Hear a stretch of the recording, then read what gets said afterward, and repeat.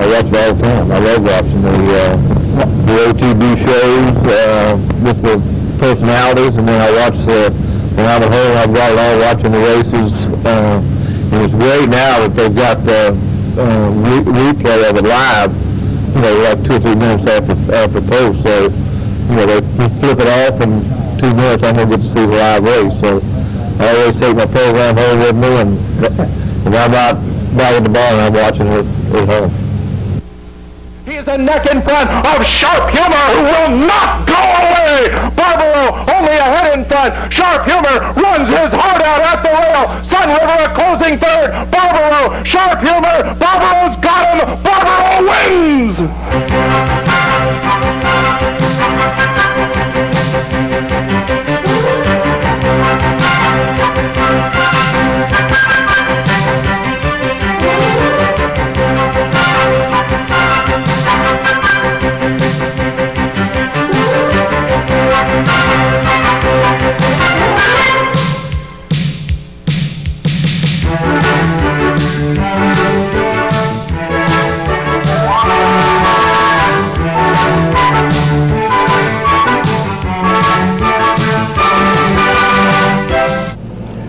Good morning, everyone, and welcome to Down the Stretch. Along with my colleague Mike VIETCH, the racing columnist with the Saratogian, I'm Mark CUSANO.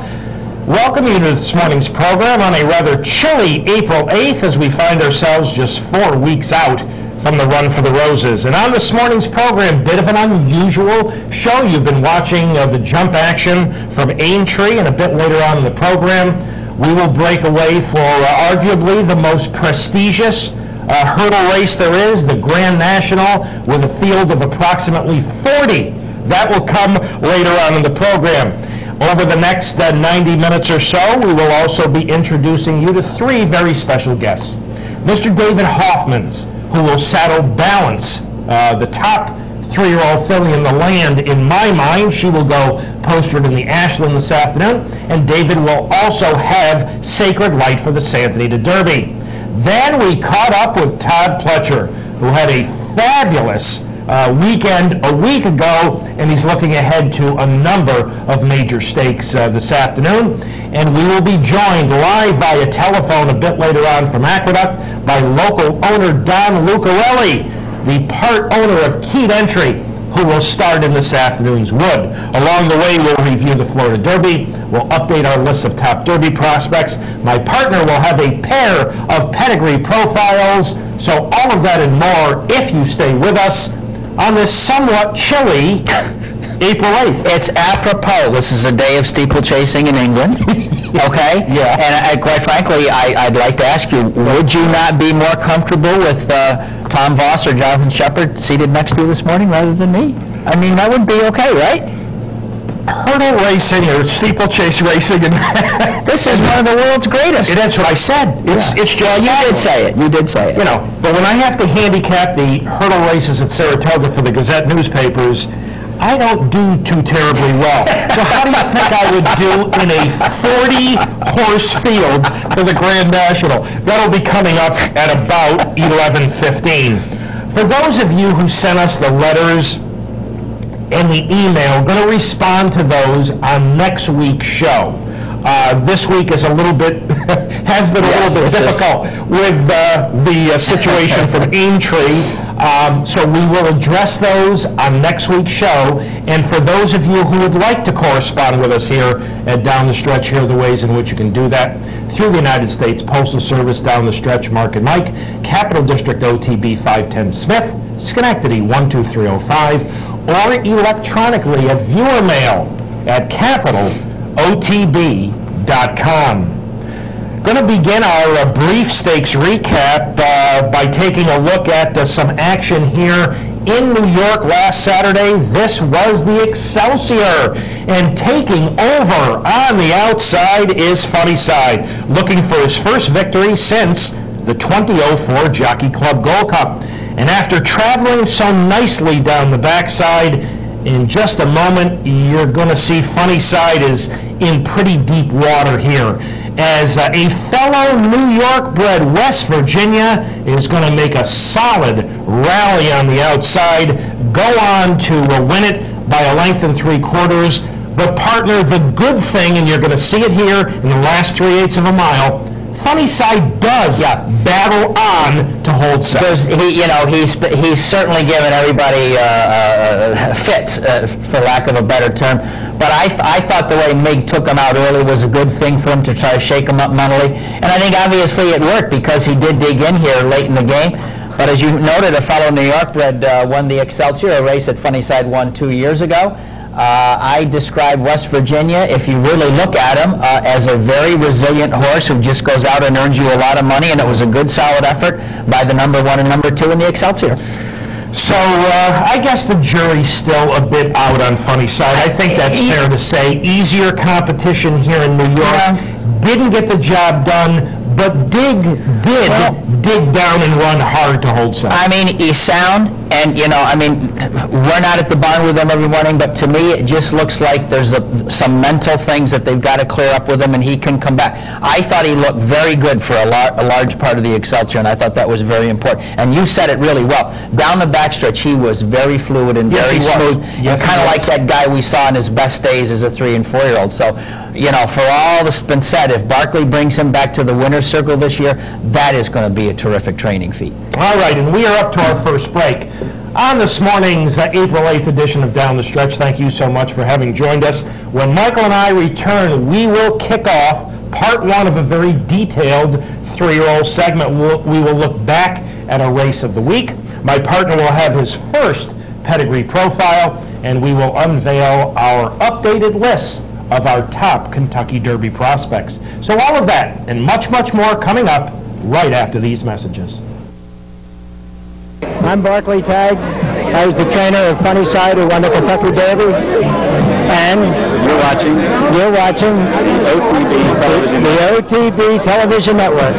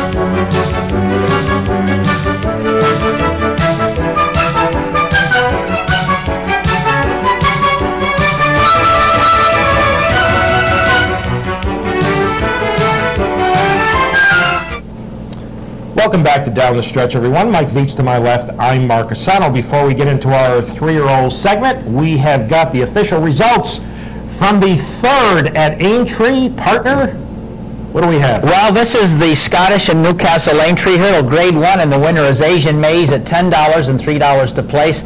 Finishing second, number 2, Hardy Eustace at $2.80. Number 10, Sky's the Limit, finishes 3rd, going the short course of 2.5 miles. The $2 exacta 12-2 returns $33.80 in race 3. And that was a sprint, because later on the Grand National will be at 4.5 miles. Well, the feature race from the week past was only 9 furlongs, and it was, of course, the Florida Derby, where the favorite from a difficult post was number 10, Barbaro. 4 for 4 in his career coming into the Florida Derby, but this his first start on a dry main track. Others getting money. Number 2, Flashy Bull, consistent, but still a winner only once in his career. Number 5, Sun River, an entry-level allowance winner in last. And number 7, Sharp Humor, the speed of the race, the New York bred winner of the Swale, sprinting in last. Bit of a rough run into the first turn when he's an old salt who put blinkers on, got keyed up. He affected Flashy Bull and Sun River a bit, but as expected, it would be Sharp Humor to make the lead. And a rather uncontested lead here in his first try around 2 turns. But Barbaro, from that difficult post, was put in absolutely perfect position by Edgar Prado. The pace was legitimate, it was consistent, 23-2 to the quarter, 47-1 to the half, and 111-1 for 3 quarters. And Barbaro, making his first start in 8 weeks, would stalk, he would pounce, and he would prevail as he outgained a very game Sharp Humor to win the Florida Derby by half a length.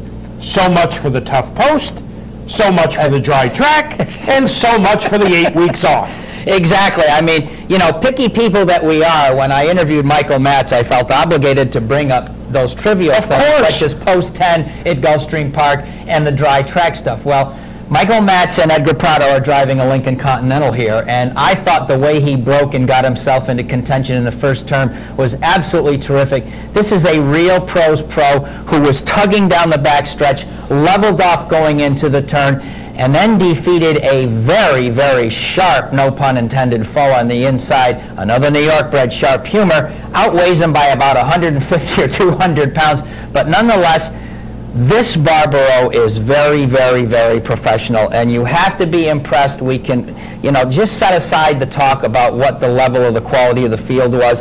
Here's a horse who's bidding to join Regret, Morvich, Majestic Prince, Slew, and Smarty Jones. He goes in unbeaten to the Kentucky Derby. He might come out unbeaten if he keeps improving this way, and obviously the 8 weeks didn't matter, so he's going to be just perfectly set after 4 weeks going into the next one. And a little trivial matter, he's bidding to become the first winner of the Tropical Park Derby to win the Kentucky Derby. How about that? How about that? There he is before he just levels beautifully. This is a nice horse. But, you know, I can make a pretty strong case for the key to winning here being the fact that he got into and out of that critical first turn from a difficult post. Look where he is. Absolutely. This is just beautiful position. And as my partner said, now, I think, this is just a personal opinion, that Barbaro has better, smoother action on turf, but still, he's a, you know, he's a wonderful horse on any surface, and he's proven it. And folks, what a wonderful effort from Sharp Humor. When I talked to Dale Romans last week and I asked him his gut feeling, this is only his second start of the year. It's his first time 2 turns. I said, Dale, what's your gut telling you? Can he get 9 furlongs? And he said, my gut's telling me he's not going to have a problem. And man, did he dig in. He made Barbaro work for it. Barbaro off the 8-week layoff. I thought, to be honest with you, in the middle of the stretch, he might just hang a tad off the 8 weeks, and he battled. Sharp Humor battled. Sun River's going to be third with a less than perfect trip. But I thought big efforts by both the first and second finishers. There's no doubt about it, and you know, sometimes we often bring up that on the road to the Derby, you don't want a gut twister as your race before the big one.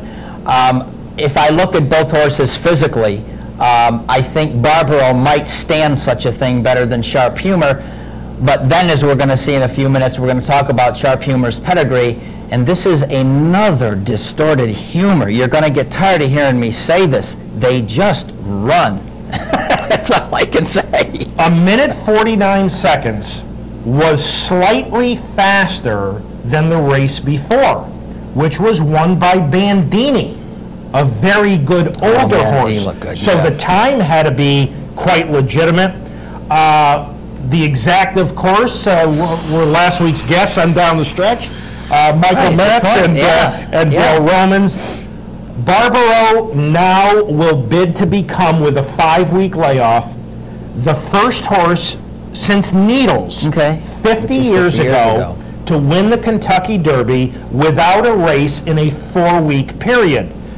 If I'm not mistaken, Needles 50 years ago had his last race in the month of March. Not April, so it can be. I'm almost certain. No, you're probably right. I think it was March 24th, to be honest. But, you know, that's going to be interesting. Michael Matz has done Oh, wow. Everything This is perfectly? terrific. I mean- Yeah, that's right, it is. Let's talk about some of the other horses. Sun River ran third, was bounced around a little bit, lost some position in the first turn, a bit wide, a nice solid third. I agree, and room for improvement from him.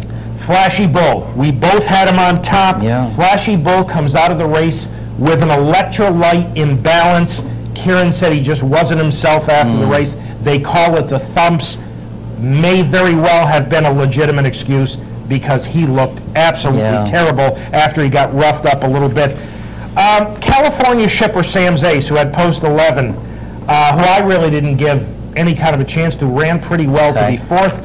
I don't know if that has, anything to say about the overall quality of the field. I happen to think that both the first and second finishers ran quite well in the 55th renewal of the Florida Derby. All right, pedigree profile number 1 within this pedigree. You will watch this very game New York bred win the Swale Stakes sprinting and watch how game he is, or he was, in the Swale, and then you'll get one more look at him lead all the way until deep stretch in the Florida Derby.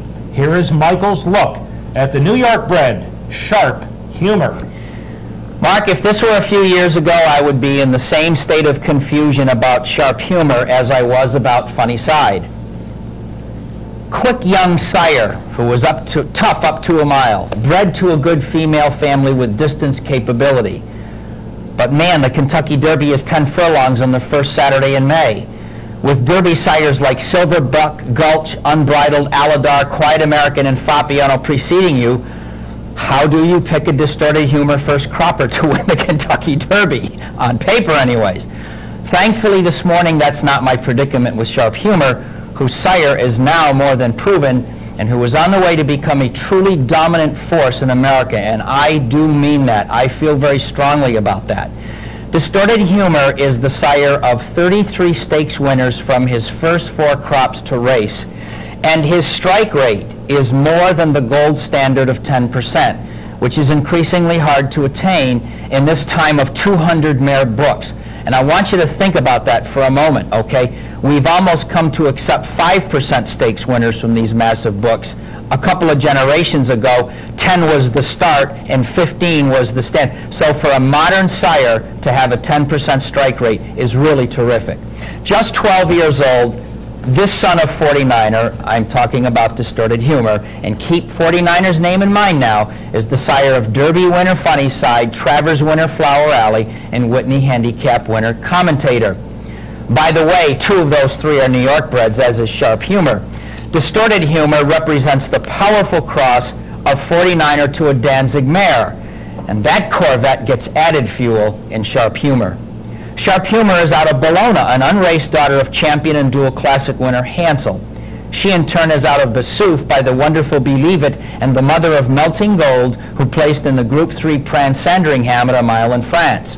Bassouf is a daughter of Continual, a daughter of dual classic winner and Horse of the Year Damascus, and is the mother of English classic winner Shadid, a truly explosive runner. I don't say that term lightly because I saw him in the 2000 Guineas, and the Queen Elizabeth, both English Group 1 at a mile. Shadid finished 3rd to Cozine in the Breeders' Cup Mile. Sharp Humor's 4th dam, Continuation by Forley, is a half-sister to 4 very important runners. They are Yamanine, winner of the Grade 1 Widener at a mile and a quarter, List, winner of the Louisiana Handicap at a mile and a 16th, Tuerta, winner of the Long Island Handicap at the same distance, and File, winner of the Cinderella Stakes.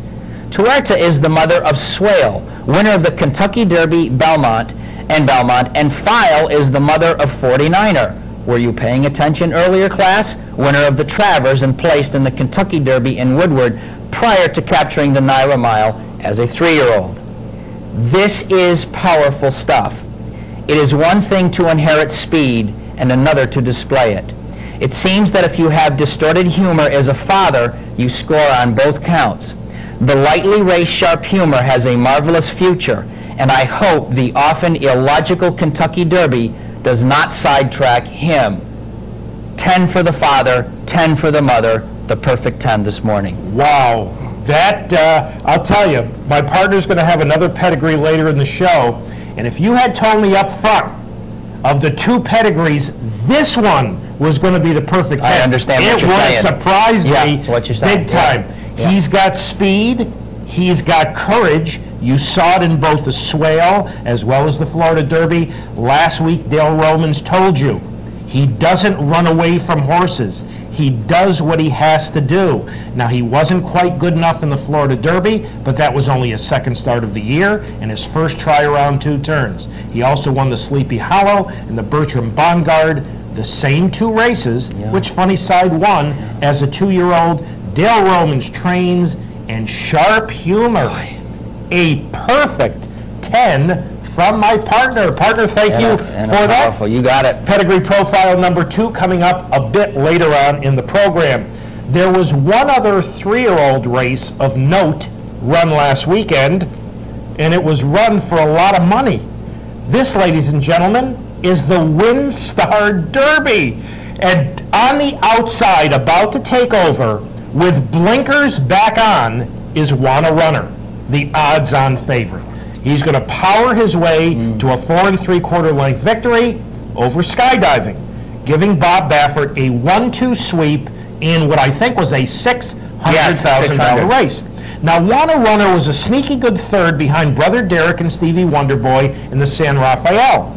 But then Baffert took the blinkers off, and this colt ran horribly in the El Camino. He put blinkers back on and is rewarded with a $300,000 check. He attracted some attention right around the turn of the season. He was one of the fancied California runners. It didn't quite point out, as Mark said, a troubled third in the graded race. But keyword graded, he gets no money towards the Derby from this $600,000 race, which is ungraded, but what might get upgraded in a future running, because it hasn't done too terribly bad as far as a name horse every time it's run. 148 4/5, and even my partner's absolutely correct. Even though it's ungraded money, it's still $300,000 in the bank. All right, with the Florida Derby in the books, well, as well as the WinStar Derby, it's time to update our lists of our top Kentucky Derby prospects. Again, we did these lists a little bit earlier in the week. With me, there wasn't much, not too much of a significant difference, other than the Barkley tag train showing up, who I would have liked in this afternoon's Wood Memorial, was forced to miss that race, has an abscess, and Barkley told us that if he can get that cleared up and he can get a workout into showing up, he will likely try the Bluegrass, the Arkansas Derby, or the Lexington. Let's take a look at my list of Derby prospects. No change right at the top with Brother Derek, but Barbaro moves ahead of Discreet Cat. So Barbaro 2, Discreet Cat 3. The, running machine, Lawyer Ron at number 4, Bluegrass Cat, who will go in the Bluegrass next week, is 5. He'll face Strong Contender next week. Cause to Believe goes this afternoon in the Illinois Derby. Then we've got AP Warrior, who starts this afternoon in the Santa Anita Derby, along with Point Determined. Bob and John has shipped east for the Wood Memorial. First Samurai, I've had him down around 9, 10, 11 for most of the year. There is Showing Up. I think Showing Up was just about as impressive winning his entry-level allowance as Strong Contender was winning his. Sacred Light starts this afternoon in the Santa Anita Derby, and you'll hear more from his trainer, David Hoffman, in a few moments. There's Sun River, bred very, very well. He's very honest. I think he's probably a half step below. Sharp Humor, Steppenwolfer. Keyed Entry starts this afternoon in the Wood, Sweet Northern Saint in the Illinois Derby, as well as My Golden Song. And Flashy Boat and Deputy Glitters round it out as we are 28 days away from America's greatest race. And now, my partner's top Derby prospects. And I really haven't changed a whole lot at the top either. I mean, the running machine is second. Brother Derek, to me, deserves that spot until he's knocked off. I don't necessarily think that he's something I'm crazy about for the Derby, but at this point, I think he belongs there. Lawyer Ron, you wonder how much longer he can keep going, but he may be what Bob Holthus told him a couple of months ago. He gets better the more I run him. Barbaro, AP Warrior is a big mover for me. I think he's going to run well again today. Bluegrass was really not diminished that much in my eyes. I've moved up Sharp Humor a lot farther than Mark. Yeah. I mean, if I think Barbaro's where he belongs, I've got to give Sharp Humor a good luck. I'm scared to death of this horse, and I freely admit it after looking at his pedigree. This is a very, very powerful young animal. Cause to believe the Northern California, he's Illinois Derby, if I'm not mistaken, today. First Samurai, a bit higher point determined today. Deputy Glitters, hoping he goes in the wood. And the rest pretty much about where I've had them. Bob and John, I can't, he's kind of like an itch for me. I can't move him up and I can't drop him down.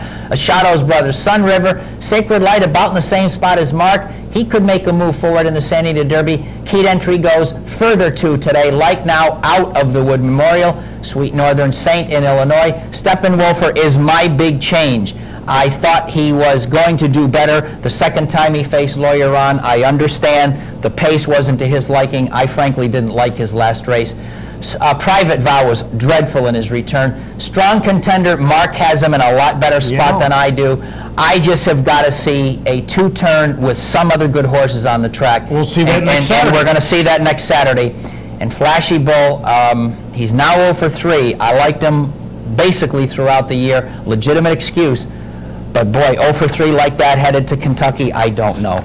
I have a question for you. Yeah, go ahead. Because this may evolve into a cigar bet. Okay. From your list there, I'm always game as you're saying to me that if these horses make the Kentucky Derby, you like the chances of Like Now and Private Vow more than Discreet Cat, who I have as number 3. That's a fair point. I'm basically, that's a fair point, and I was very cognizant that I did not put him there at that particular time. 2 races going to the Derby. 2 races. Second thing, and I don't even know if he's still going to run in the Derby. Oh, no, they got to give me they got to give me a sign. Well, and that really was the thing more than anything else, is they're telling us, I think, big day is April 15th. Yeah, well, you know, because in the past, I've been the one who's been very hard on Godolphin I know that. for their scheduling of their I haven't missed any of that at all this spring. And I haven't you missed stood any up of it. for him. But I know that upset you, and so I've deliberately let that train roll. So, as that train rolls out of the station, we may have a cigar bet down the line. You know, that's a fair thing. If Discreet Cat runs, that should be a cigar bet, you know. Oh, yes, it will. Giddy up. Okay. I'm going up even higher in class than You saw our list of top Derby prospects. Now here's the Capital OTB Derby rankings. And no major change. Brother Derek, Lawyer Ron. Barbaro really didn't make much ground. I think he was in the same spot last week. Okay. Now, I moved him up 1 notch. Okay. Bluegrass Cat 4th, a tie for 5th between Strong Contender and AP Warrior. And interestingly, Strong Contender's got more first-place votes than any other horse other than Brother Derek. Yeah. But he's got no other, he's number 6 on my list. That's right, the 5. There's your AP Warrior, Bob and John, point determined. There's the lowly Discreet Cat, My Golden Song, and Racketeer enters the mix, and he'll go in the Illinois Derby. I got to tell you, Private Vow's got to show me a whole heck of a lot more than he did in the Rebel. And Sharp Humor, Capital OTB Kentucky Derby ratings, you'll be able to find them on capitalotb.com on the website. This is the weekend for the final Kentucky Derby future wager. Now, as we take a look at this, first of all, Achilles of Troy, this didn't come as much of a surprise to me. He's gone. Unfortunately, with the rules the way they are in New York, this bet in New York closes at 9 o'clock tonight. Now, the positive thing about that is you'll have plenty of time to see all of the 3-year-old races, including the Santa Anita Derby, and then make your decision. The unfortunate thing is this bet doesn't close in other parts of the country until Sunday night at about 6. So you're basically betting in the blind. You don't know what the final odds are going to be. So there's the field. The committee put Achilles of Troy in. They put With the City, the $99 winner of the Lane's End in, but they didn't put Barkley's Colt Showing Up in, and of course that was before he got injured, so I really don't understand where they're coming from there. You know, Brother Derek 3.5 to 1. Folks, you got to understand something about the future wager. First of all, if Brother Derek wins this afternoon's Santa Anita Derby, as many of us expect, he's not going to be that much lower than that on Derby Day. So why in the world, if Brother Derek does finish at 7-2 odds, would anybody want to bet him 4 weeks in advance? It makes no sense. Well, so much can happen in those 4 weeks. Yeah. So be careful. Whoever you decide to bet, make sure you get some value. And as I said, unfortunately, this pool closes tonight here in New York at 9 p.m. All right, we're up to our next break on this morning's edition of Down the Stretch. Thank you so much for having joined us. When Michael and I return, we will welcome in a pair of special guests. Mr. David Hoffman and Mr. Todd Pletcher will join us, and my partner will have his final pedigree profile of the morning. So all of that, as well as the Grand National from Aintree, coming up right after these messages. Hello, this is Jim Bond. You're watching Down the Stretch on the Off Track Betting Network.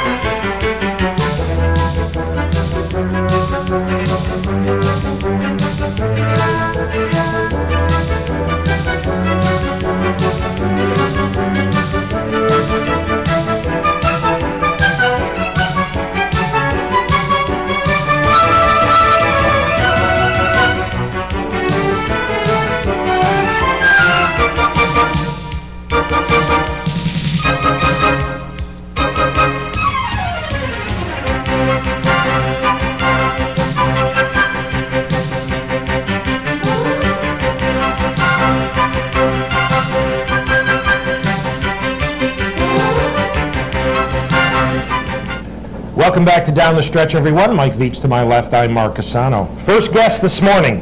He stopped the Triple Crown bid of Silver Charm with Touch Gold about 10 years ago. About 10 years ago. 1996.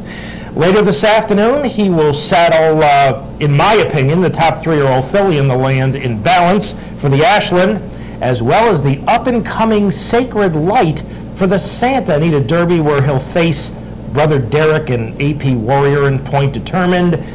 Yesterday, I had a chance to sit down and chat with Mr. David Hoffman.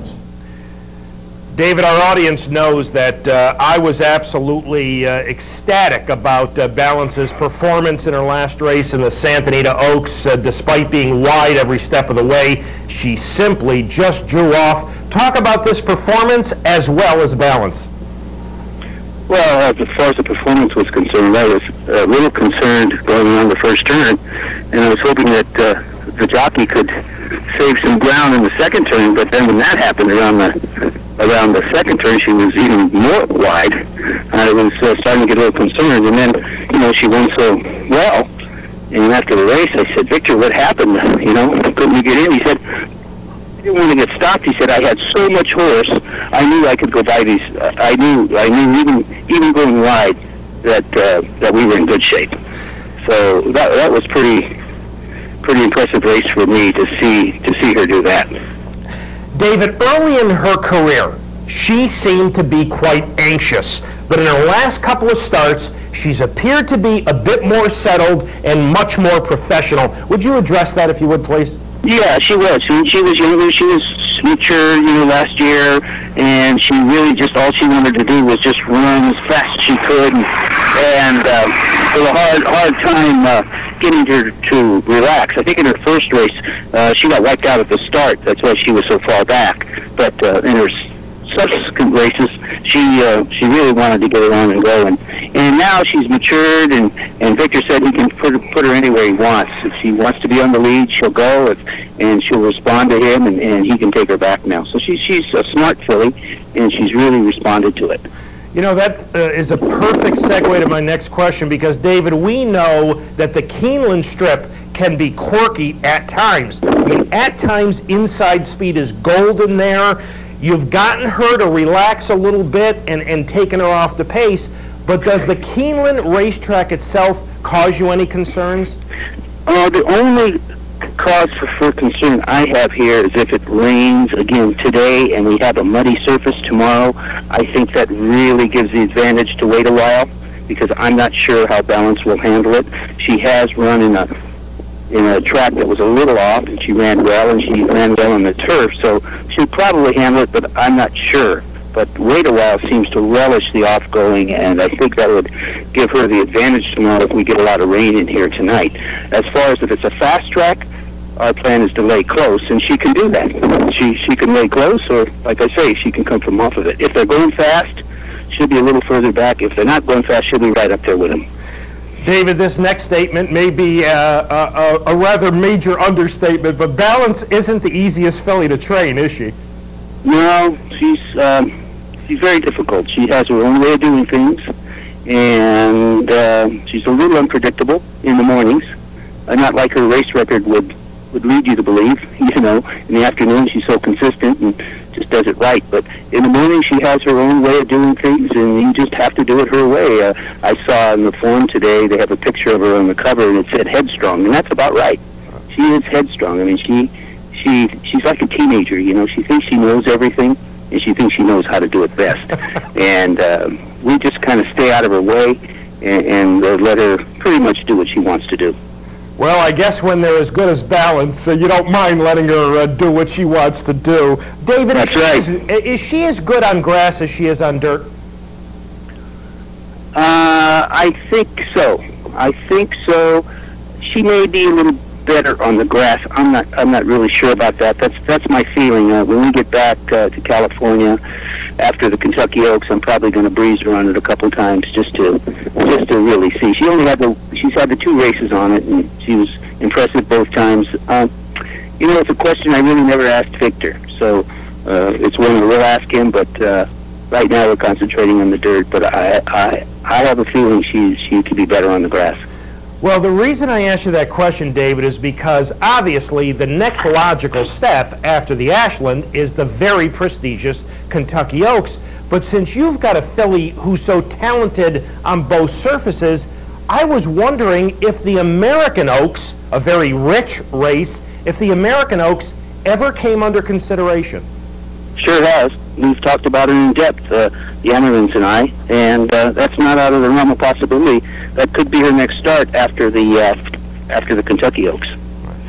We'd give her a month and a half, almost 2 months. We'd give her 2 months, and it might be just right. That's wonderful. Well, let's move from a proven 3-year-old in Balance to what I'm calling a work in progress. I'm speaking of Sacred Light. David, is he a work in progress? Yeah, he is, and that was a plan. That was all planned in when he broke his maiden by disqualification at Del Mar. He was a real gangly, uncoordinated young horse. And he had a race that I knew he had no chance in. I ran him short just to get a race in because I knew I had done enough training and he needed some racing experience. So we ran him there. Then his second start, we gave him plenty of time, was at Del Mar, and he won that by disqualification. Probably should have won, I would think. He got beat ahead and he got shut off badly at the top of the lane, but still came on. And so the Emmerins and I decided that, we have a nice colt here. Let's try to do the best we can to get him. We thought he could run on long, and let's see how far we can take him. So we kind of backed off, and then we got him ready for the Santa Anita meeting, and he's coming along. Each race is better than the last. Each work is better than the last. Aaron Greider, the jockey's been getting on him in the mornings and saying he's just progressed, and I can see it out of each work, how he's matured, how he's changed in his attitude and the way he is on the racetrack. His last work there, he didn't let himself drop way back behind the horse that he was working with, he actually was on the bit and closer, and he actually, in the middle of the turn, himself, without being asked, actually went after the other horse. So he's learning. He's learning, and he's getting stronger. David, in 2 of his last 3 starts, the Santa Anita Allowance as well as the Sham, he found himself in basically paceless races. Right. Is one of the keys to this colt having a legitimate pace to run at? Yeah, I think he does need that, and I'm not sure he's going to get it tomorrow, but if we get lucky enough to be able to take the next step, I know he'll get it at Churchill. So we're just hoping that he's finishing strong tomorrow and we can get enough money. We're on the bubble right now. We need to make a few more dollars to be able to even get into the Kentucky Derby field. So we're looking for him to come running tomorrow, and hopefully we can get a piece of this thing and go on to the next step. Well, David, but like you say, he like I say, he may not get his pace tomorrow either, but we're hoping for it.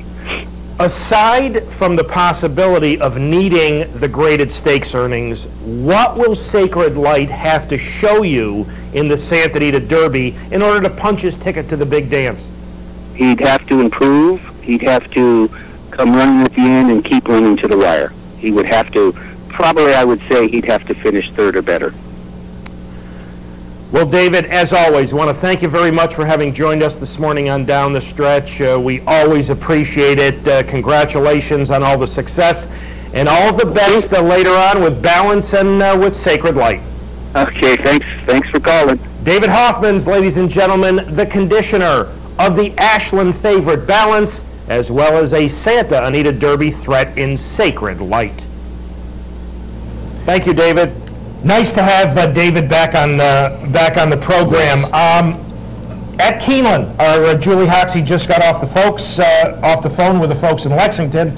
Cloudy, cool, although the good news is no rain in the forecast. It's about 55 degrees. Right now the main track is good. The turf course is yielding. They take very few races off that sand-based turf course. But you know, as you heard David say, he didn't want to see a real sloppy track because he didn't know how it would affect Balance, and it would move weight a while, likely move her up dramatically, and her trainer, Todd Pletcher, will join us in just a few moments. Now, Sacred Light this afternoon. He faces Brother Derek, he faces AP Warrior, and he also faces the colt, who is the next pedigree profile from my partner. Within this pedigree, you will watch him win a Golden Gate allowance race from the extreme outside post. It was a short field. Then you'll watch him run 2nd in the San Felipe from the inside post. Ladies and gentlemen, Michael's look at the pedigree of Point Determined.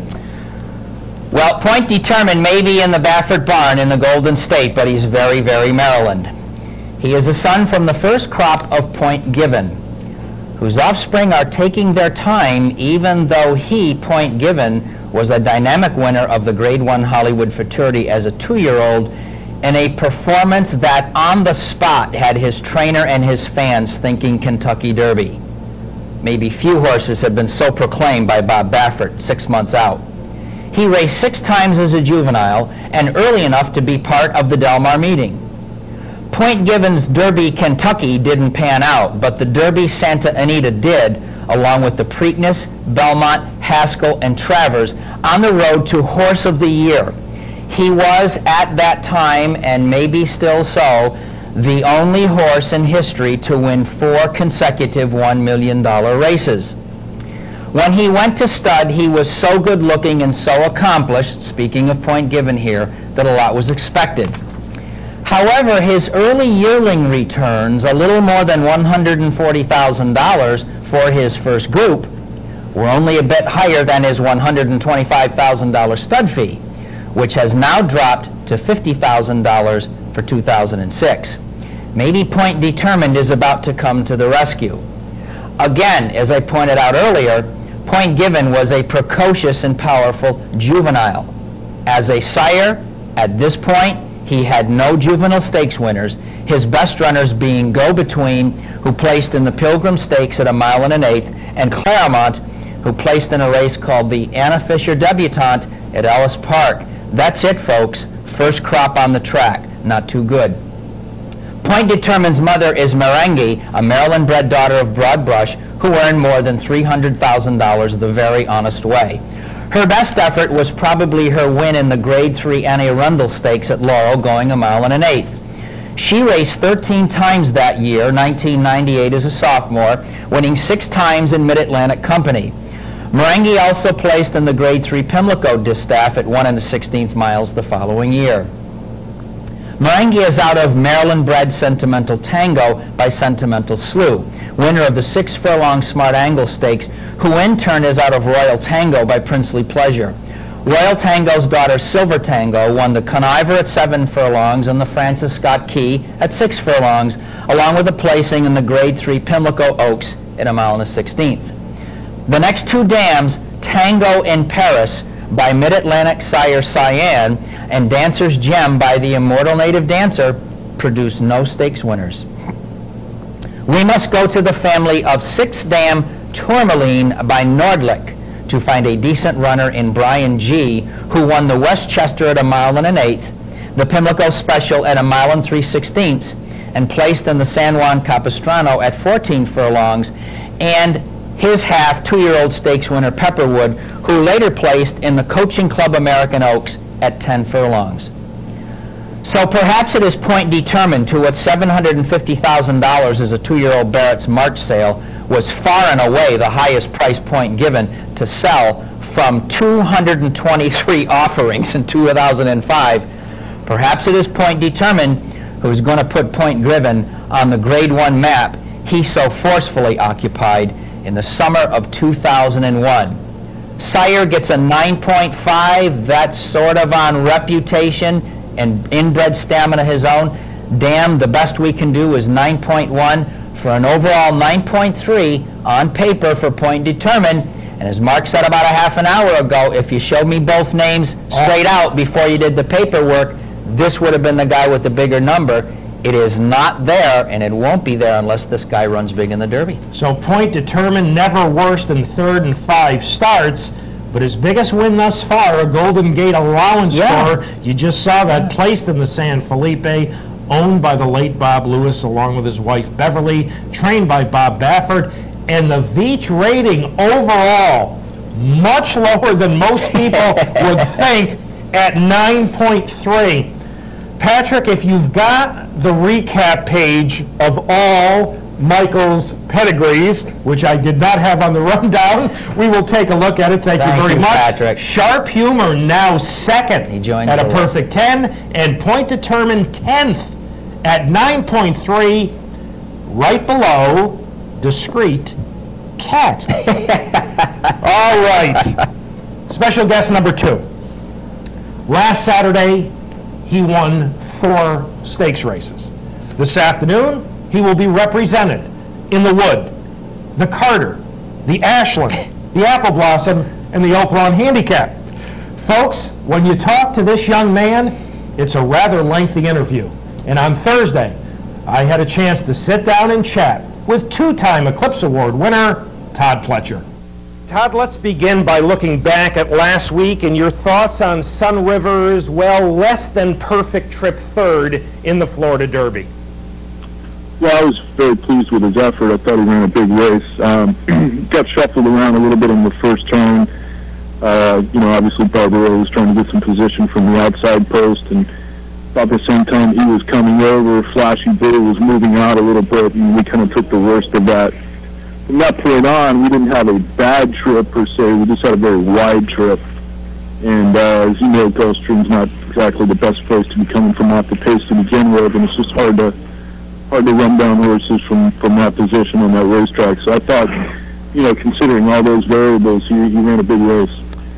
2-part question. Part 1, how'd he come out of the race? And Part 2, your thoughts on the 5 weeks for him between the Florida Derby and the Run for the Roses. Well, he came out of the Florida Derby in great shape. We shipped him to Churchill Downs. He settled in well. I have no problem whatsoever with the 5 weeks, and I've said this time and time again. 35 days, when you look at it, is not that long of a time. usually our horses tend to run well with that kind of spacing, and I don't know why, that same principle wouldn't apply to a race like the Kentucky Derby. It seems to work well for us most of the year, and my personal feeling is that it just hasn't happened that often. There haven't been many horses that have run with their final prep being 5 weeks out. And read Mike Watchmaker's article, says there was quite a few horses, but if you look at those horses, they weren't exactly the favorites in the Derby, and so I think you'll see this trend change where 4 or 5 weeks becomes a more popular trend than the 2 or 3 we used to see. Well, ladies and gentlemen, Todd Pletcher didn't win the Florida Derby, but he dominated the undercard on Florida Derby Day. We'll begin with Bandini, who controlled things in capturing the skip-away very handily. Todd, your thoughts on his performance? Well, we were very pleased, obviously. It was one of those situations where, looking at the race beforehand, it appeared as though he was the controlling speed of the race, and we felt like he was going to be on the front end, and we just wanted to coast along the best we could and have something left for the end. So it really worked out very well, and it seemed like a pretty easy win for him. Todd, I did notice that he wore front bandages for the first time. Why was that? Well, in the previous race, in the allowance race, he just kind of rubbed the bottom of his heels a little bit on that track, so we didn't want to take a chance that he would run down. He has had a tendency to do that in the past, and just wanted to make sure that didn't happen again. What's next for Bandini? Most likely the Met Mile, assuming that everything goes smoothly. We like the spacing of that, and that's why we opted to go in the skip-away as opposed to shipping to Oakland. Todd won the spectacular bid, a 3-year-old sprint race with exclusive quality. Talk about his performance, if you would, Todd. Well, I thought he ran a big race. He was kind of stuck inside of horses and under some speed pressure. So I thought, considering he was under pressure the whole way, I thought he ran well. Todd, he was, I thought, quite green back in January when he broke his maiden, but it looks like he's been progressing nicely. Yeah, I think he gives that impression, but I think really what it is he doesn't like the whip much. And when you watch the replays of his races, when he gets hit with the whip, he tends to switch his tail, and I think that's kind of what's making him look a little bit green. But he's obviously done everything we've asked him to do since he came to Florida, and we feel like he's a very talented sprint to middle distance type horse. And what will you ask next of exclusive quality? We might wait until the Riva Ridge on Belmont Day. 7/8 would be a good spot for him. Todd, I thought the most dominant performance by any of your horses last Saturday at Gulfstream came from this gray mare, number 3 Honey Rider, here in the Orchid. Talk about this, what I thought was a splendid effort. Yeah, it really was. I thought, this mare has been ultra consistent. She's kind of had a breakthrough win in the E.P. Taylor last year for a first grade win, but I think this was a better race even than that one. She just rated so kindly, just coasted along for the first mile and a quarter of the race, really first mile and eighth of the race, and when Johnny pulled her out and asked her to finish, she really finished very, very well. Todd, in this era, unfortunately, a lot of outstanding race mares get swept up to the breeding shed. Is Honey Rider going to stay in training this year? And if so, what's next? She's definitely going to stay in training this year. She might even stay in training next year, talking to the owners after the race. So, she's a filly that we felt like would get better. She got older and more mature and gained some weight. And she obviously appreciates the marathon distances. So we're going to look at the VIETCH at Keeneland, which is going 1.5 miles later in the month of April. So that's the most likely scenario, but we'll play it better. I'm sure we'll be seeing her in New York this summer as well. And finally, here in New York, the success not limited to Gulfstream Park, as Todd saddled West Virginia to outgame Funnyside to win the Excelsior. Talk about his nice effort, if you would. Well, it was a big race for him. We kind of kicked around some options with him. He just seems like a horse that really runs consistently well at Aqueduct. So, that's why we chose that spot, and he came in and delivered a big effort. And in the past, has had a tendency to room up largely at the 8th pole or the 16th pole and sometimes hang just a little bit, but this particular race he finished up quite well. All right, let's now look ahead to a busy afternoon for the Pletcher Barn, beginning here in New York with Keyed Entry in the Wood, and a little bit later on in the program, we'll have one of his owners, Don Lucarelli, join us. Todd, as you look back and analyze the Gotham, assess that performance, if you would. Well, he ran a very good race. We were trying to do something with him which we normally wouldn't do if we were just trying to win a specific race on the day, but we were trying to accomplish two things in the Gotham. A, we were trying to win the Gotham, obviously, but we were also trying to teach this horse to raid for the first time and settle off the horse and go 2 turns for the first time. So, if you look at it from that perspective, we ran a huge race and delivered a big effort. We probably cost ourselves the Gotham by applying those tactics on the day, because I think had we turned up the pressure a little bit more unlike now, a little earlier than we did, we might have been able to wear him down. But I think we lost on that particular day, but we gained some valuable experience, and I think because of that, he's going to be a better horse down the road. What did Edgar have to say to you after the Gotham? He was very happy. He said, in retrospect, he probably didn't respect the horse that was on the lead enough and kind of let him sneak away from him, thinking that the horses to beat and the Achilles of Troy and Sweet Northern Saint were behind him. But he was super pleased with everything the colt did. Now the Wood, we've got Like Now coming back. We've got Deputy Glitters from Tommy Albertrani, who's got good natural speed. How do you see the Wood unfolding, and what would you like to see from Keyed Entry? Well, actually, I was just informed by the racing office that Like Now is not going. So I think that makes a dramatic change in the pace scenario in the Wood.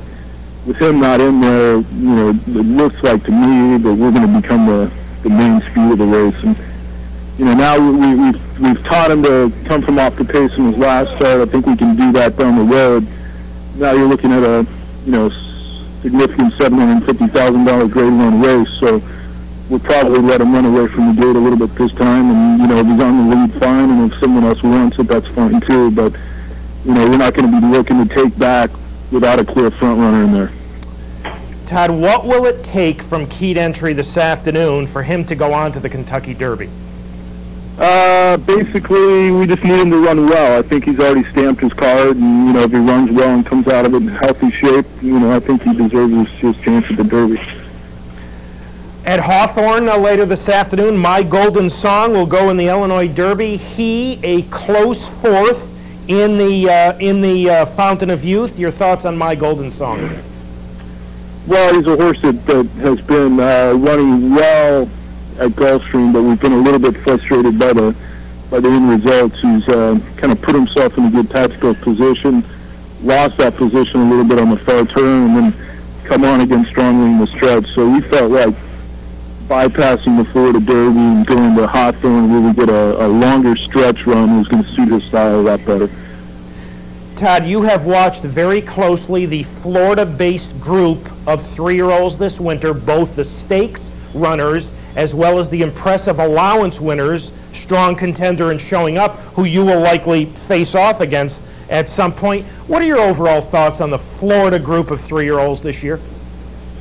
I think, like always, it's a very, very strong group, and I think people have been a little bit critical of this crop, and probably unjustly so. I mean, looking at the speed figures that these horses are running, this is a better group than I think everybody's giving them credit for. Florida's always, has got a great group of young horses down there. Today at Oaklawn Park, Todd will saddle Spun Sugar, a very impressive Gulfstream allowance winner in her 2006 debut and last in the Apple Blossom. Todd, how's she doing? And can she step up to this level off that one single race? Oh, there's no doubt in my mind that she'll be ready to run, a good race. So hopefully she'll handle the Oaklawn surface well. We got exactly what we were looking for in her first race back. You'd have to see the race to appreciate how easily she won, and it was a good good stepping stone to the Apple Blossom, which was our game plan all along. She subsequently has trained very well. And, you know, she's a filly that last year was very, very close to being the best of her division. So a little bit of improvement. We feel like she's as good as anybody in the division. Todd, has she changed much physically from 3 to 4? She's changed some. She's not an overly big filly. She's filled out a bit. She looks great at the moment. But, you know, I can't tell you that she's blossomed, you know, into a big strapping mare. That's just not her, and, you know, probably never will be. But she's certainly good-looking enough and strong enough, and, you know, is training really well. The Pletcher barn will be represented in the Oaklawn Handicap with Master Command. I believe he's on a 3-race winning streak at this point. Your thoughts on Master Command and the Oaklawn Handicap? Well, we feel like he could be maybe a sleeper amongst our older horses. He's, like you said, won 3 in a row. He seems to appreciate a mile and an eighth. And, you know, this is stepping up, first time against state caliber horses, but, or I should say stakes company, because I think he beat a pretty nice horse in Premium Top last time. He was a stakes quality horse. So I think, you know, if he takes to the Oaklawn surface, he's good at a mile and an eighth. He's a well-bred horse that's training good, and, you know, I think he could step up this time.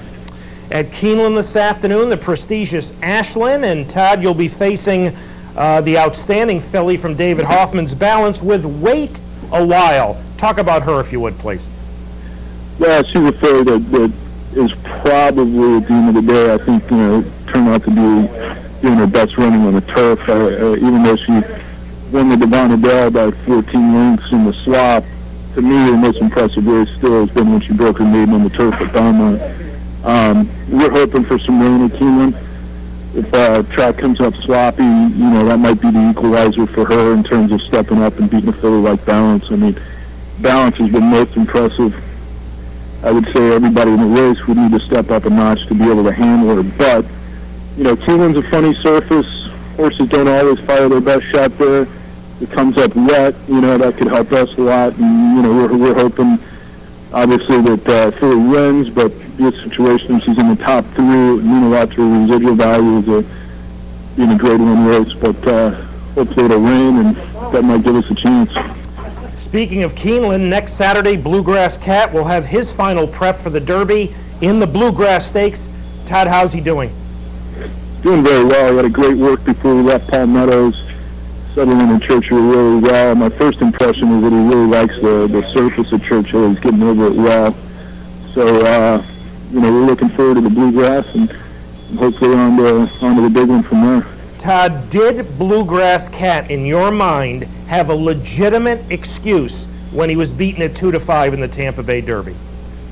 Well, you know, the interesting thing was you always kind of are most concerned when you run at Tampa the first time you run there. And we thought we dodged the bullet when we went in there the first time, and he handled the track seemingly well and came out of it in good shape.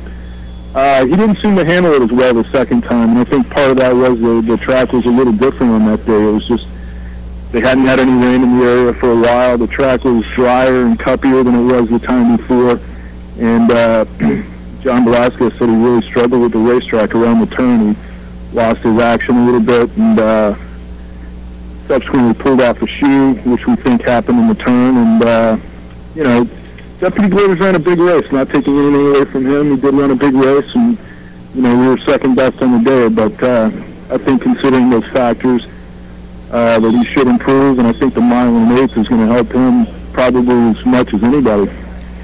And also next Saturday, High Cotton, who was disappointing in his 2006 debut in that allowance race against Strong Contender. He came back and bounced back nicely, wired the field in the rushaway last time. He'll be going in the Arkansas Derby next Saturday. Talk briefly about High Cotton, if you would.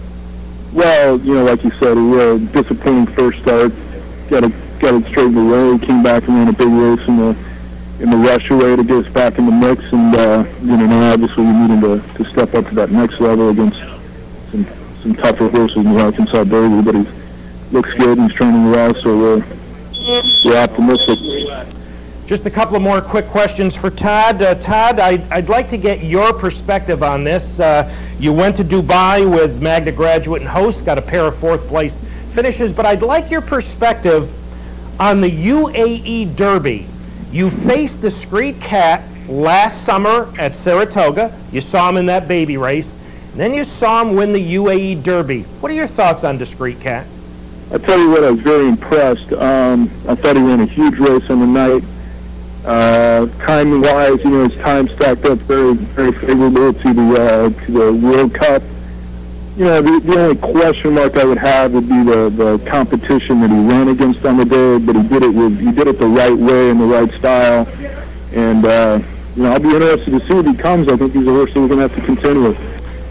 And Todd, finally, quick updates for our audience on two horses who I think have every right to be at the very upper echelon of their respective divisions. Give us an update on Flower Alley and Indian Vale. What's going on? Indian Vale actually just shipped into us at Churchill a couple days ago, training very well.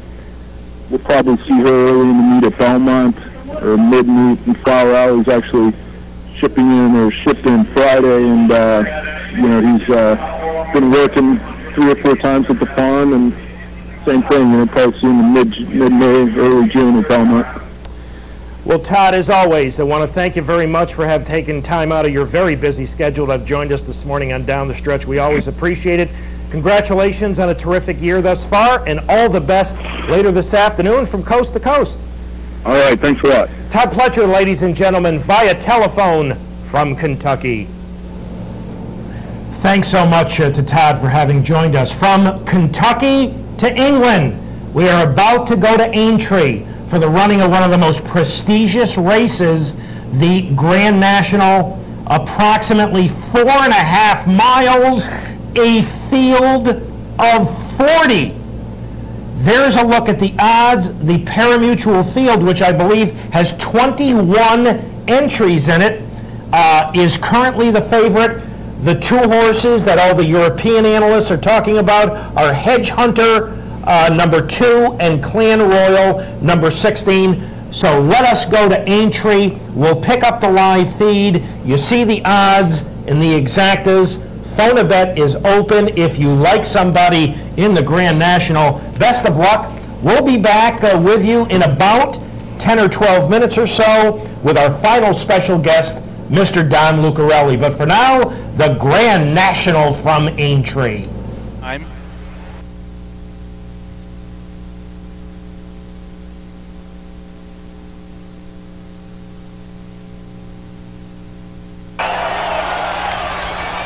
So a few of them anxious to get on with it, but they are waiting for the clock to tick round.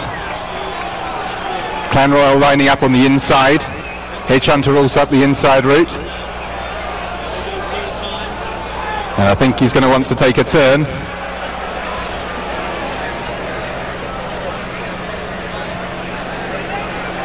Starter's not happy at the moment. He's going to ask them to take a turn, come back.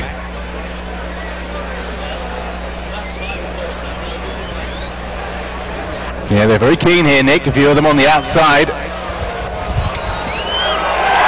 And there's a false start, I believe. There were horses with their head over the tape, but I think they've been let go. Looking for the flagman, it is a false start. The Grand National is a false start. The horses are being recalled. Okay, well, there were two on the far side that had their heads over the tape. Nil Desperandum was definitely one of them. The good news is that everything appears to have stopped before getting to the first. Ross Comm was another one who seemed to anticipate the start, and it might have been him that got the tape wrapped round his neck, Ross Comm. But the good news is they were just too keen, and the starter really let the tape up whilst there was a horse with his head over the tape. I think he was just hoping he was going to get away with it, in the sense that they were very, very adjacent to the tape, but fortunately there's no damage of the 93 proportions, and they are being recalled. So just to confirm, all the horses are recalled. It was Ross Comm who was amongst those that had his head over the tape when it was lifted up, and no one actually went further than crossing the Melling Road.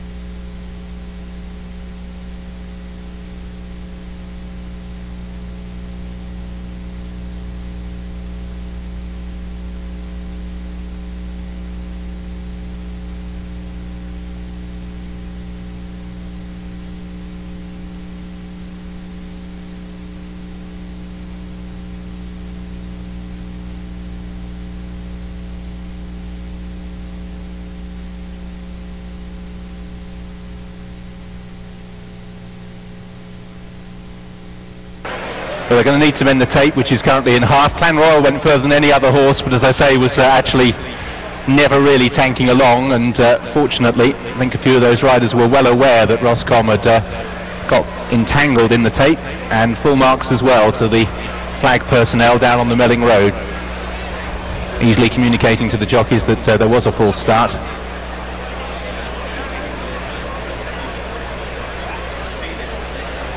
Tape will need to be repaired before they're called in again.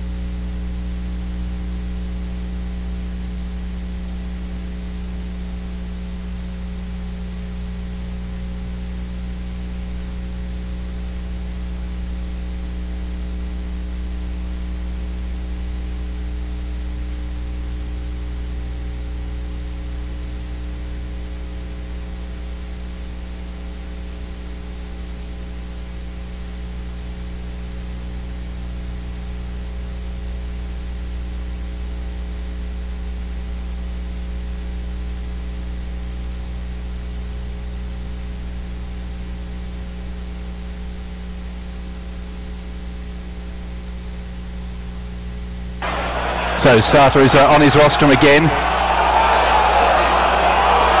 And they're off and racing. So they head towards the first. Joe's Edge, Lord of Illusion are prominent on the inside. Hedge Hunter is taking the inside route. Silver Birch is out a little wider on the course with Royal Eau Claire. Garvivonian is also handy. Roscom the Grey towards the outside of the group. Juvenier just tracks them. Clan Royal is settled quite well back in midfield at this stage as they head towards the first. Native Upmanship looks a long way behind the others. Here's Mike. Shotgun Willie on the inside, one of the first to touch down there at the first. There's a faller there in the middle of the pack. Loads have gone there. Tyne again was down, and also down at the first was Inox, and Juvenier has gone as well. And it looks as though Whispered Secret, another one that went at the first.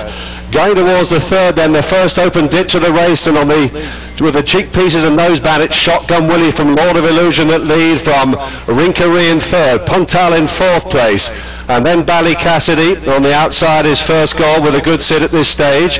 Hedge Hunters in about 12th position, about 6 or 7 lengths off the pace, and looking for Clan Royal, who's held up towards the back of the pack and jumped that next fence okay. Roscom the faller at that fence. Roscom the Grey has gone. Native Upmanship is last of all as they head down to the one before Beaches. It's still Shotgun Willie who continues to lead from Puntal and Lord of Illusion. Another four there which I didn't pick up. Still sitting very handy is Bally Cassidy now as they reach Beecher's Brook. Here's Richard Hoyles. Ebony Light was the faller at the previous fence, and Royal Eau Claire departed at the first. Shotgun Willie leads them then towards Beecher's first time with Lord of Illusion and Puntal. The leaders are all over Beecher's safely. Indeed, the entire field are all over Beecher's safely, bar one towards the inside. Number 6 Valverde is towards the middle of the field at this stage, and also towards the middle of the field is Clan Royal. Shotgun Willie leads Lord of Illusion. Rinkery made a mistake over Foynaven. Direct Access was also not not that fluent. Cornish Rebel is quite well back in the field at this point in proceedings as they continue to make their way down towards the next fence, which is the canal turn. And over in front is Shotgun Willie from towards the outside. First Gold, who is quite prominent. Just looking for horses. I can't see Clanroll with the field at the moment. He may be there amongst horses, but I am looking for him. I can't see him as they take Valentine's. Bally Cassidy, Rinkaree is there. Silver Birch towards the inside. Clanroll is in midfield, just towards the outside at this stage of Odegam, who's quite well back. Also Heroes Collonge as they take the next. And over that, it was Bally Cassidy who took over from Shotgun Willie. They all jumped that okay. Confirmation that Clanroll Richard is sitting towards the rear third of the field. First Gold in the JP McManus colours is right up there as well. The Real Bandit's not too far behind these leaders. Puntal running a big race for Barry Geraghty, with just behind him Lord of Illusion. Rinkaree is amongst the leading group with Silver Birch. Further back in the field then to Nil Desperandum, who sits in the middle of the pack with Is No Good. And then comes Direct Access as they cross the next fence over on the far side. Behind this one comes Risk Accessor. Amberley House, the former winner, is still going with Clanroll towards the rear third of the field. Sir OJ is being weighted with as well under a patient Paul Carberry. Iris Royal is also out towards the back too as they continue their way down towards the home straight. Let's rejoin Richard Hoyles. Justin Dett was the one that went at Beechers, and it's Bally Cassidy who leads the national field, still with a long way to go. They're sorting themselves out into a rhythm with Shotgun Willie in second. Puntal is in third. First Gold races in fourth place. Lord of Illusion tracks them racing in fifth, just ahead of H. Hunter, who's racing prominently. Just behind these is Risk Accessor towards the outside. Forest Gunner still travels okay just behind the speed in about 9th or 10th place with Direct Access. Also still racing quite prominently Amberley House towards the outer, and also the Real Bandit as they take the next. Bally Cassidy led them over it. The stragglers included Iris Royal. Clanroll still perfectly okay in midfield. He's been nicely smothered up and he has settled far better than is sometimes the case. Garvivonian is still with them, but he's being pushed along towards the outside as Bally Cassidy and Puntal lead them over the fence that takes them towards the chair. So it's Bally Cassidy and Puntal who lead the national field by about 5 to 6 lengths from First Gold. The Real Bandit towards the outside with Shotgun Willie, then Hedge Hunter's green cap from Lord of Illusion, and Joe's Edge as the leaders reach the chair. Over Hedge Hunter in about 6th or 7th place. Down goes Heroes Collonge at the chair. Also down is Jack High at the chair, and Silver Birch is also a faller at the chair. This is the water jump. Bally Cassidy and Puntal lead by 6 lengths from First Gold. The Real Bandit made a mistake on the outside by Risk Accessor. Hedge Hunter's in 4th, Clanroyal in 5th, both well placed. Towards the inside then comes Joe's Edge ahead of Rinkaree. Still going Inca Trail towards the inside of Colonel Rayburn. Number 6 Valverde still going. It takes time. Odegam is still standing with Nil Desperandum. Cornish Rebel, then Sir OJ. Native Upmanship is well back in the fields past a few. There is no good. Iris Royal, and just over 2/3 of the field make their way out on the final circuit, but Amberley House appears to have lost his position and is now towards the tail of the field and pulled up. Garvivonian is out of the race. Going down towards the 17th then, and it's Puntal and Bally Cassidy. They're about 5 or 6 lengths clear of First Gold, who's giving him a great ride on the inside. Richie McGrath. Clanroll has got much closer. So too is number 6 Valverde. And then on the inside, Hedge Hunter creeping his way into contention. Last year's defending champion. Joe's Edge, the Scottish national winner, is bang there as well. And so too Inca Trail in the yellow cap on the inside in the Hellwood colours. Just behind this leading group as they cross the open ditch. It's a bad mistake by Clanroll. Knocked him right back in the saddle. Joe's Edge was hampered there. Native Upmanship almost brought down by a loose horse at the back of the field. Still going is Nil Desperandum. It takes time. Is being patiently ridden, but as they cross the next, it was still Bally Cassidy. Bally Cassidy, who continues to kick on, goes on by 4 or 5 lengths now to Puntal. Clanroll and Hedge Hunter, the two joint favourites, getting closer. So too is Risk Accessor as they go down to the fence before Beecher's Brook, and chasing them is the Real Bandit, who jumped out at about 7th or 8th place. Getting closer all the time as well towards the back of the field is Colonel Rayburn as they approach Beecher's. Bally Cassidy about 6 lengths in front. Amberley House has pulled up, Lord of Illusion pulled up, Iris Royal pulled up as well, and Odegam was a faller just after the big ditch. Bally Cassidy leads them over Beecher's Brook. Hedge Hunter and Clanroyal are 2nd and 3rd in the national. Risk Accessor from Puntal, then Inca Trail just behind these. Number 6 Valverde is getting competitive, moves with Forest Gunner, who's still standing as as they take the next fence, Foynaven. Ballycassidy still clear, Puntal still going, Colonel Rayburn, Nil Desperandum, Native Upmanship is also continuing. It Takes Time is another who is still with the field, who are headed by Ballycassidy as they now race towards the next. First Gold is a faller. First Gold is out of the race as they take the canal turn. Ballycassidy led them over it by about 5 or 6 lengths. From in second place is Inca Trail. Hedge Hunter still going okay. Clan Royal is right there. Ballycassidy has gone at Valentine's. Ballycassidy a faller at Valentine's, and that leaves the Real Bandit and Hedge Hunter out in front, with Clan Royal racing in third spot, and then comes Risk Accessor. Inca Trail is right on the heels of these leaders, and number 6 Valverde in the sheepskin noseband goes 4th or 5th as the Real Bandit blunders at that. Sir OJ was one that went at Beaches before and out of contention, and weakening now the Real Bandit. There's another one that tries to get into contention is Joe's Edge as they go down towards the next, and it's Hedge Hunter and Clan Royal, the big two, who have taken over as they head down towards the third last. Inca Trail and Nil Desperandum and number 6 Valverde rather goes third now, with just behind these in 5th place trying to stay on is Risk Accessor, and also behind these then is Nil Desperandum who starts to stay on, but it's the big two, and it's Clan Royal with Hedge Hunter on the inside and number 6 Valverde, the Irish National winner, who's up there. These three just in front of Inca Trail. Joe's Edge, the Scottish National winner, is chasing Nil Desperandum right behind these,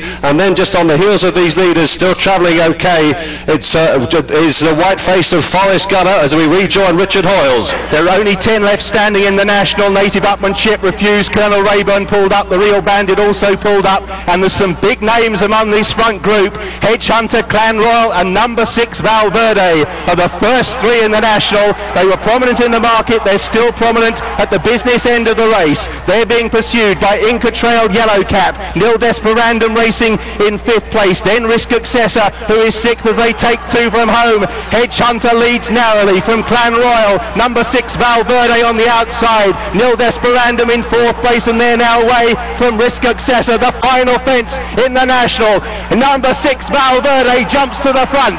Hedge Hunter, Ruby Walsh trying hard to hang on to Hedge Hunter, puts him in the slipstream of number 6 Valverde. Nil Desperandum, whose rider's lost his cap, has moved through into 3rd. Clan Royal hasn't lasted home. It's number 6 Valverde who stretches 2 lengths clear from Hedge Hunter and Nil Desperandum. Up the elbow, number 6 Valverde. Hedge Hunter's wandering, the weight is telling, and number 6 Valverde is drawing away in the closing stages. A first ever ride in the National for Slippers Madden, and number 6 Valverde's backers can fill their boots. Number 6 Valverde beats Hedge Hunter. A photo for 3rd, Nil Desperandum and Clan Royal. Risk Accessor, Puntal, Joe's Edge, Nina Carberry will get round. Forrest Gunner is tired, and the last one to finish will be Inca Trail.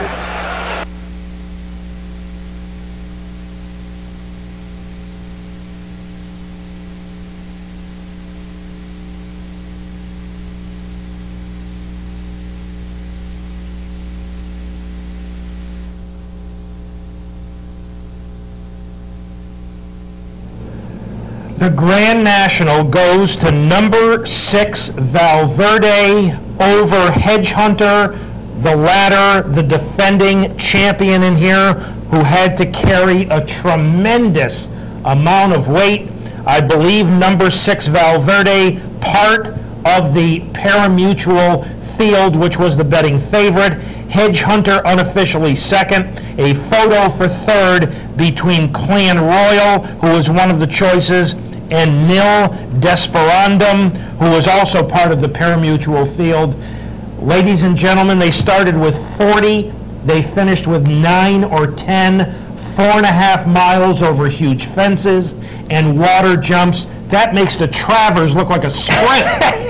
That's absolutely unbelievable. Again, part of the pari-mutuel field, number 26, number 6, Valverde, the winner. Second, the defending champion, number 2, Hedge Hunter. And a photo for the show. You'll be getting the official results of the Grand National in just, I'm tired just watching it.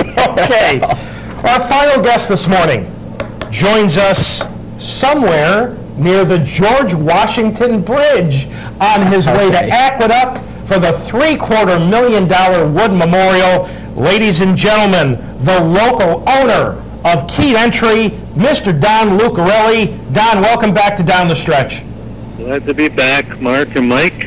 Don, are you in the George Washington Bridge region as we speak? Actually, I'm underneath the tunnel, right. Oh, great reception. All right. Well, Donnie, my partner's got a few questions for you, and let's talk about Keyed Entry. Michael. Well, Don, even though, and welcome back to Down the Stretch, this is delightful, and even though you are in a tunnel at some point right now as we speak, Don, just a general description for our audience, what is the weather like there in metropolitan New York right now? It's a steady rain. It started about Kingston, and it's been a steady rain throughout so far. Don, I want to talk a little bit about Keyed Entry's last race. As you and Todd discussed going into the Gotham, I'd like to ask you the factors that you folks talked about in deciding to pick the Gotham for your first race going 2 turns in a distance of ground. Okay, off of the Hutchinson, we knew that it would be better for us to take a 6-week rest, and we felt that going the New York route, going to Gotham first, and trying to get Keyed Entry to relax and rate, and then come back 3 weeks later in the wood, that we would hopefully will be peaking first Saturday in May. That's why we chose this route instead of the Fountain of Youth and then the Florida Derby, where he does race well in Florida. We're watching them come down to the wire right now in the Gotham. Don, I'd like to ask you, do you feel and does Todd feel that your plans going in were basically met? Did he do what you wanted him to do in the Gotham? Yes. Edgar said that he was very kind in his rating, and that when he did let him have the bridle, he took it well, and Edgar was under some instructions not to really get real aggressive in the Gotham, just to let him learn the things he needed to learn and go around 2 turns and be able to rate. And he did say coming at the wire, he said that the horse was getting another gear, so that's very encouraging. That is very encouraging. Don, if Keyed Entry does well today in the wood and he earns a start at the Derby, you will have gone from 7.5 furlongs in the Hutch to 10 furlongs in the Derby with just 2 races in between, and that is kind of dramatic. I'd like you to talk to our audience about how you and your fellow owners have talked about that type of what is really a big leap forward. Right. That is the one, if there is a concern that we have, other than, the unknown if he can get the distance, is the foundation factor. Having only 1 race in July at Monmouth and then coming back in January, there is a little bit of concern on our end that possibly the one knock would be that he doesn't have foundation enough that some of the other seasoned horses have. It's a very, very candid answer, Donna. Thank you for that. Are we correct in assuming, and everybody's saying this, but I'm going to ask the question, that you're going to be near or around the lead today in the Wood Memorial from the start? I can tell you basically what Todd mentioned, and I think I read it on the internet somewhere also, that he's going to let Edgar go right from the gate, and then if somebody wants to do something crazy, we'll let them go on with it. But if not, we probably will try to gut it out in the front end. You bring up Edgar Prado, who's aboard today, as he was a few weeks ago in the Gotham, and that prompts me to ask, we know Edgar is probably riding the first 5 derbies and heading into the big race as far as the favorites. Are you at liberty to talk about alternatives for Edgar if he decides to go somewhere else on the first Saturday in May? Well, right now he does have, he has the first call. First call all the way until he opts off the horse. And if he does opt off the horse, then naturally we will go to Todd and let Todd use his discretion. Possibly Johnny Velasquez may decide if he doesn't go with Bluegrass Cat, then we would go to Johnny for sure. And then after that, we really haven't gone that far yet. As you know, they'll all decide after next weekend pretty much where they want to be. Don, my last question before I send you to Mark. In your eyes as one of the owners here, what does Keyed Entry have to do today to earn a trip to Louisville?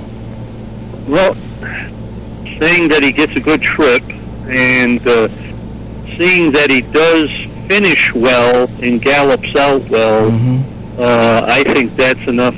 He's done quite a bit already, but I'd like to see him gallop out well and show that he will be able to get some more distance a little bit. And he doesn't have to have the win, but we sure are looking for it. Understood. Don, here's Mark. Don, good morning. Good morning, Mark. Don, as a new owner, you are one race away from America's greatest race. How do you feel about that? Well, I don't have ice in my veins, so I'm pretty nervous.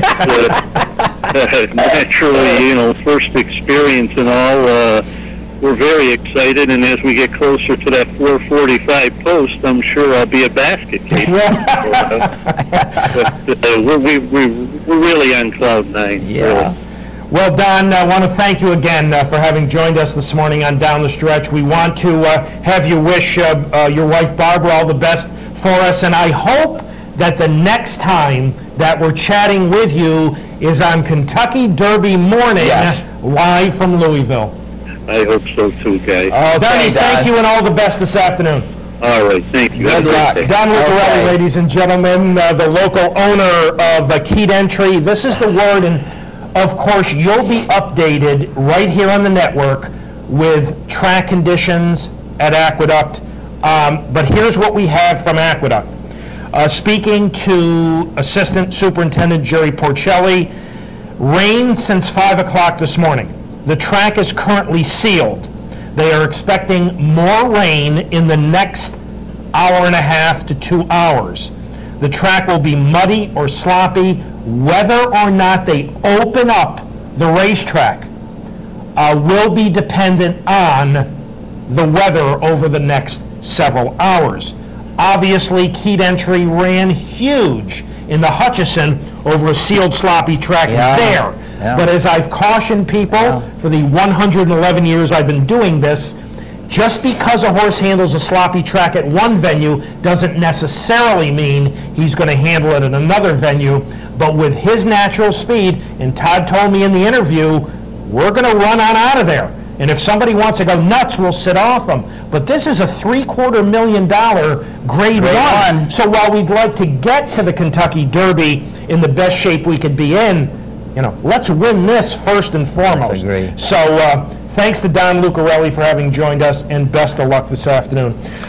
One final reminder, and again, we'll answer the letters and the emails that we received this week on next week's show. And for those of you who have a question, a comment, a suggestion, here are the ways in which you can reach us. Down the Stretch, Mark and Mike, Capital District OTB, 510 Smith, Schenectady, 12305, or electronically at viewer mail at capitalotb.com. Next week, we will recap this afternoon's Wood, the Santa Anita Derby, the Illinois Derby, as well as the Ashland for the 3-year-olds. We'll take a look at least the Apple Blossom, which, it's unfortunate Round Pond couldn't go, but still a pretty good race. And then we will preview next Saturday's pair of important stakes for the 3-year-olds, the Bluegrass and the Arkansas Derby. My partner will have another set of pedigrees for next week. I didn't notice any Saskatchewan Oaks or Quebec Derby in these pedigrees. That's a good point. We didn't go north today. Time to thank all the folks who helped get this this morning's rather unique show on the air.